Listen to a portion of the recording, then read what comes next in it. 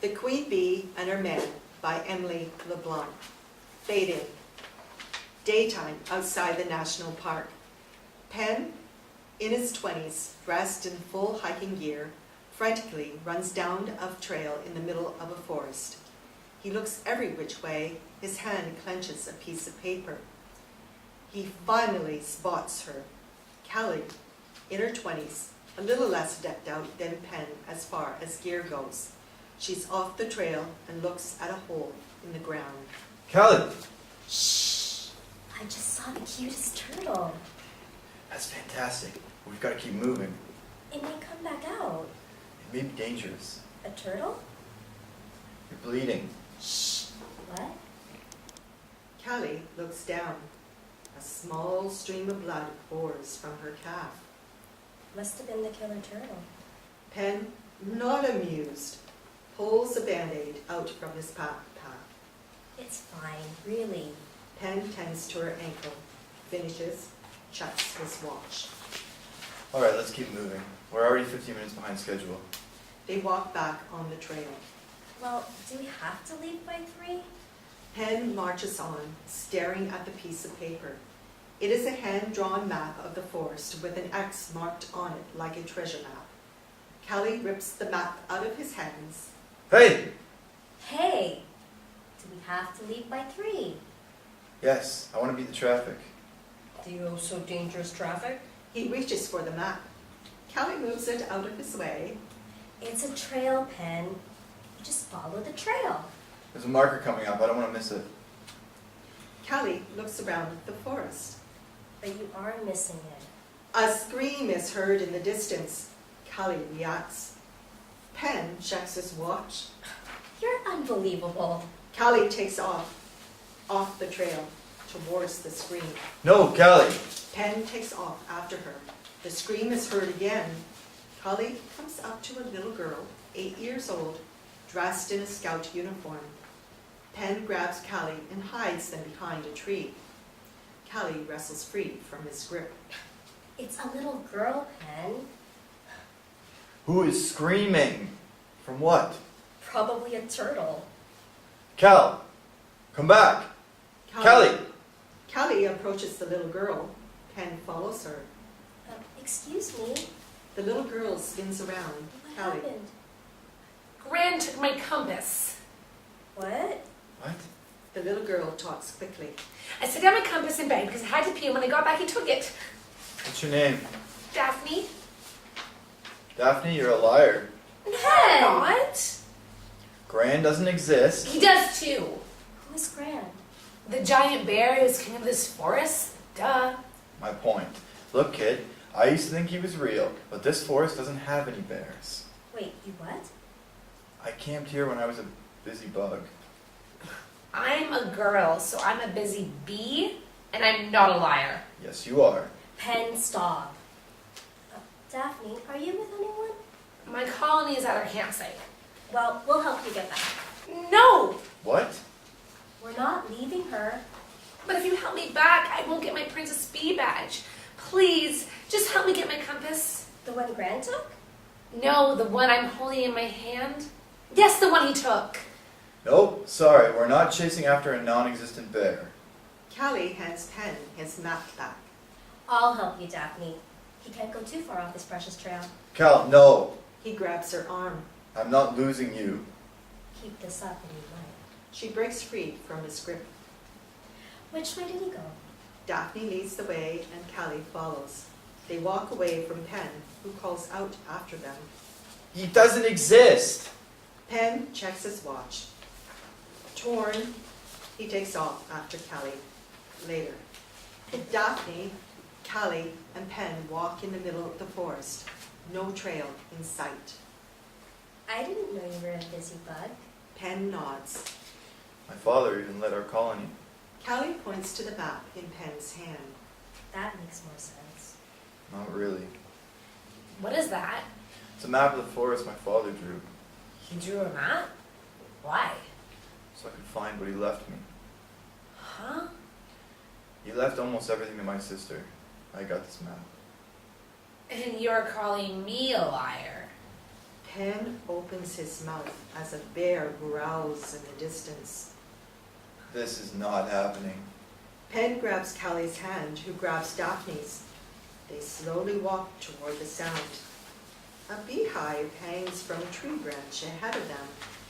Gran must have put my compass in there. This is entirely ridiculous. They look around, no bear in sight. Can you go check? Please. Why don't you go check if you're so sure? I'm not tall enough. Duh. Penn, just hurry and go check it. What? Shh. Just go really slow and don't make them angry. Absolutely not. The sooner you check, then the sooner we can move on.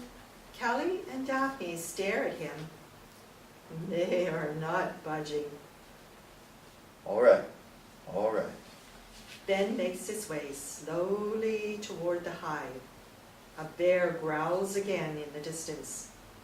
Penn turns back towards the girls. No way! They shoo him back to the hive. Fine. A few bees buzz around Penn.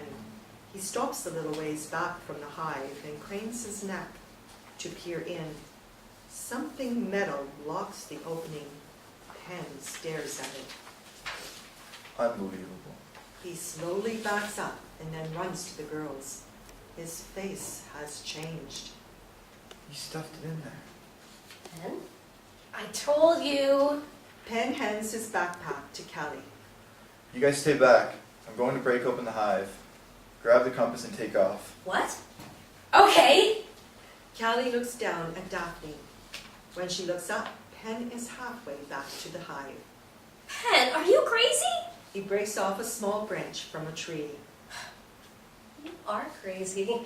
She cannot help but smile.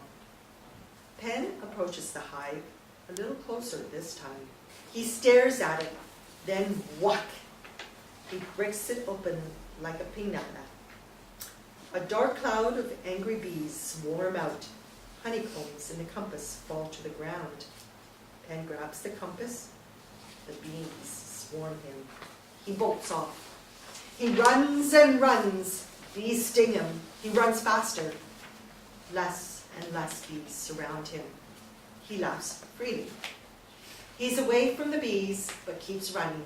He lets out a confined yell. Penn! Penn comes to a sudden stop, stumbles, his face and arms covered in stings. In front of him stands a magnificent bear. Penn hears the girls behind him. He motions for them to back up. The bear roars. Then Ben stares him in the eyes. The bear bows his head and walks off in the other direction. Callie and Daphne run up to Penn. Penn! Oh my gosh. She touches his stings. It's fine. Really. He tosses Daphne her honey-covered compass. Thanks. I can get us back to the colony. We have medicine there. Penn pulls out his map. No map. She shakes her compass. Penn puts away his map. Okay. Lead the way. Penn takes Callie's hand. They follow Daphne. Outside the campsite, it is daytime. Daphne runs up to her colony of young girls. Various fellow busy bees run up to greet her, including the colony leader, Julia, in her 40s. We saw him. We saw Gran. Penn looks around the site. He spots an end of a trail marker. He pulls out the map and studies it. This is it. This is the X. What? She leans over and looks at the map. Penn? Penn Carson. Penn and Callie look up at Julia. Sarah, 8 years old, a busy bee, next to Daphne, runs up to Penn. Did you really see Gran? Oh, what happened to your face? Sarah, go get the first aid kit. Sarah takes off. Who are you? You have his nose, but that's it. You must take after your mother. I'm sorry. No, excuse me. My name is Julia Applewood. I'm the queen bee of the St. Elwood colony that your father funds. What?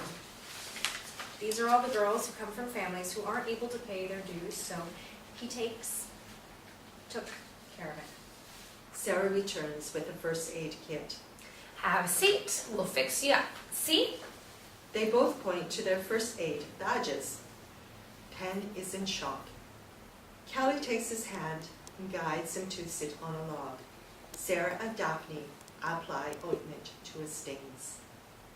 When did you start doing this? About a year ago. That's when he was diagnosed, right? Penn nods. Sit still. I know it's a lot right now, but I encourage you to consider it. Consider what? Keeping the colony. It's yours after all. Penn looks at the girls laughing and playing. All done. Want to stay and watch my Princess Bee ceremony? Penn looks over to Kelly. She looks at his watch. It's almost 3, and traffic can be dangerous. Penn smiles, his face covered in ointment. Fade out.